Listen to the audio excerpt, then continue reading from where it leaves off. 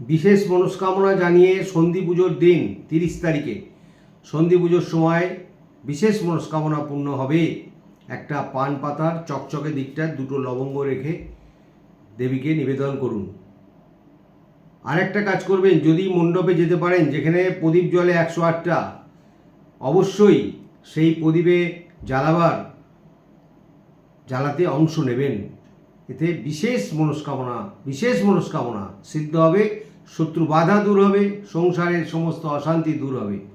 একটা কথা মনে রাখবেন, সন্ধি পুজোর সময় অন্তত ওইটুকুনি সময়ের মধ্যে যখন মায়ের দিকে তাকাবেন তখন কিন্তু সোজাভাবে আপনি মায়ের মুখোমুখি সোজা হয়ে দাঁড়িয়ে পুজো দেবেন না বা তাকাবেন না, একটু ট্যারচা হয়ে দাঁড়িয়ে মায়ের মুখের দিকে তাকাবেন। ওই সময় দেবীর প্রচণ্ড তেজ অনেক মানুষ সহ্য নাও করতে পারে।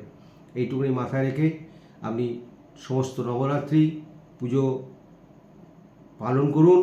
দেবীর আশীর্বাদী হাত আমি আশা করি সবার মস্তকে বিরাজ করবে।